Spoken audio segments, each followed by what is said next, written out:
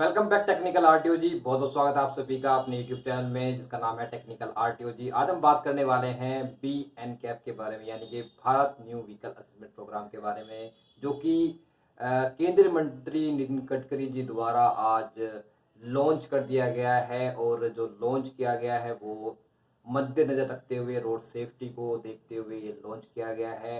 Bharat new vehicle assessment programme ठीक वैसे ही कार्य करेगा जैसे कि आप लोग ऑलरेडी ग्लोबल एनकैप को, यानी कि global new vehicle assessment programme को देखते हुए आए हैं। और आपने काफ़ी देखा भी होगा, टीवी में काफ़ी एडवर्टाइज भी आता है कि ये नेक्सॉन या ये टाटा की गाड़ी या फिर ये मारुति सुजुकी की गाड़ी को ये स्टार रेटिंग मिली हुई है, जैसे कि 0 to 5 स्टार रेटिंग दी जाती है। वो सारे पैरामीटर पे जब खरी उतर जाती है, कार का क्रैश टेस्ट हो जाता है, तो वो फिर स्टार रेटिंग उस कार को दी जाती है।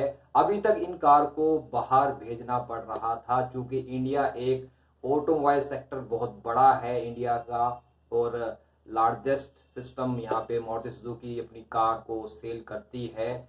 और अपनी कार को बाहर भेज के कार का क्रैश टेस्ट कराना थोड़ा खर्चीला था, तो एक दबाव था ऑलरेडी भारत सरकार पर। उस दबाव को भारत एनकैप के द्वारा खासा कम करने की कोशिश की गई है। और ये काफ़ी अच्छी पहल है यहाँ पे भारत सरकार की कि जो इंडिया के मैन्युफैक्चरर्स ऑलरेडी इंडिया में गाड़ी बना रहे हैं, वो गाड़ी को बाहर भी एक्सपोर्ट करते हैं, क्यों ना हम गाड़ी को बाहर ना भेजकर अपने ही इंडिया में स्वदेशी तरीके से भारत एनकैप को लागू करें और इसका फ़ायदा उठाएं, जिससे हमारी कारें ना कि और सेफ होंगी, साथ ही एक्सीडेंट्स में भी काफ़ी खासा गिरावट आएगी। तो ये देखने वाली बात होती है कि ऑटोमोबाइल कंपनियां स्वच्छ, यानी कि अपना नज़रिया किस तरीके से रखती है। यहाँ पे किसी को पाबंदी नहीं लगाई गई कि आपको कार भेजनी ही होगी।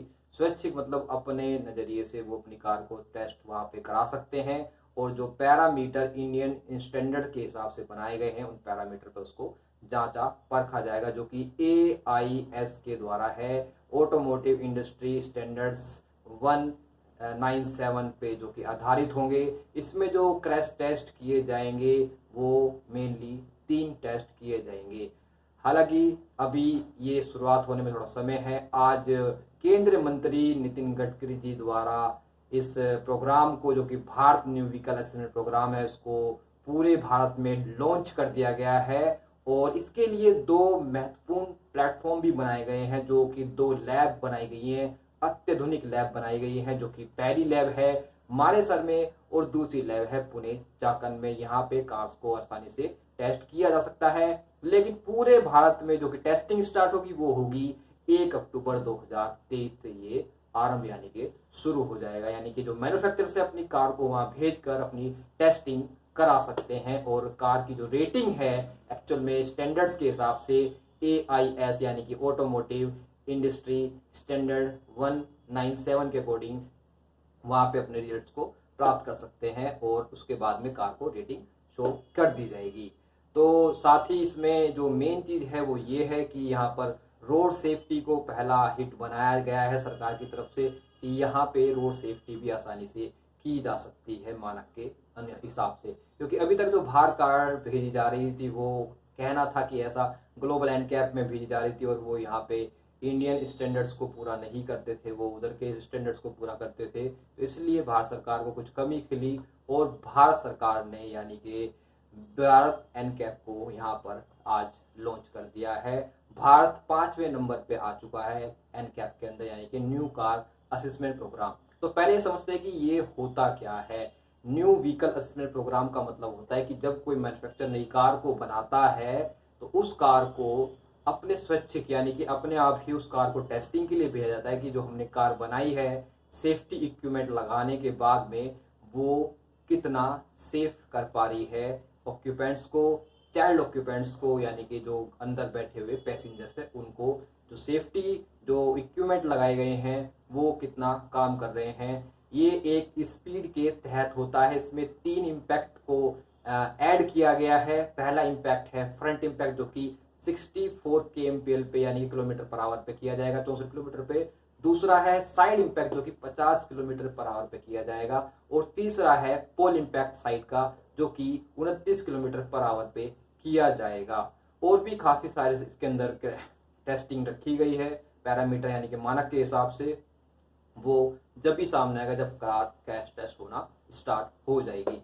उसके बाद में इसमें आपको रेटिंग दी जाएगी 0 स्टार, जैसे कि पहले से आपको पता ही है 0 स्टार की कार जो होती है वो बेकार होती है, 2 स्टार की कार भी बेकार होती है, 3 स्टार को एज ए स्टैंडर्ड माना गया है, 4 स्टार को थोड़ा और अच्छा माना गया है और 5 स्टार को बेस्ट स्टार रेटिंग में रखा गया है, जैसे कि आपने ग्लोबल एनकैप में देखा होगा। उसी के बिहाफ पे भारत एनकैप भी सेम रेटिंग देगा उन कार्ड्स को जो कि वो टेस्ट करेगा 1 अक्टूबर 2023 से। ये बहुत ज़रूरी था इंडिया में अपना एक टेस्ट सेंटर होना, जो कि अब मिल चुका है। जैसे कि हमने अभी आपको बताया, पहला टेस्ट सेंटर जो कि लैब है वो मानेसर में और दूसरी है आपकी पुणे चाकंद में।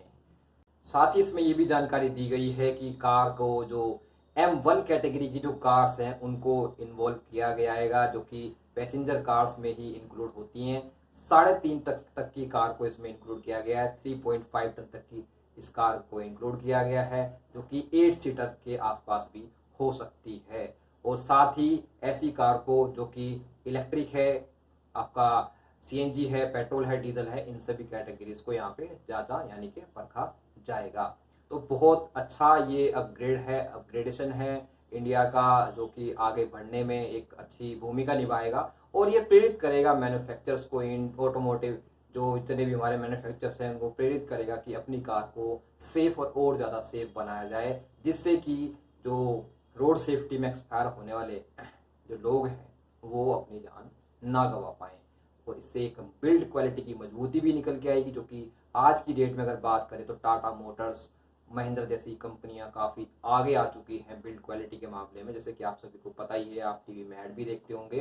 तो कोशिश करते हैं लोग, जैसे कि इंडियन मेंटलिटी है कि हम एवरेज पे जाएं, सेफ्टी पे ना जाएं, लेकिन जब से ये स्टार रेटिंग सिस्टम आया है तो ये काफ़ी मेंटलिटी को चेंज करने में सपोर्ट करता है कि लोग आज की डेट में सेफ्टी को ज़्यादा प्रेफर करते हैं, इतना माइलेज को नहीं देखते हैं। तो यही चीज़ें हैं जो हमें और इंडिया को आगे लेके जा सकती हैं, और इसमें ही एक कदम भारत सरकार ने रखा है, जो कि Bharat new vehicle assessment programme के तहत रखा गया है। अगर देखा जाए तो इस एनकैप के अंदर एक विशेषता बहुत ज़्यादा बड़ी है, जो कि अगर किसी को 3 स्टार की गाड़ी की रेटिंग चाहिए तो यहाँ पे इलेक्ट्रॉनिक स्टेबिलिटी कंट्रोल होना कंपलसरी है, यानी कि मैंडेटरी है। अगर इलेक्ट्रॉनिक स्टेबिलिटी कंट्रोल नहीं होगा तो कार को 3 स्टार नहीं दिए जा सकते, जो कि एक सेफ रेटिंग के अंदर आता है।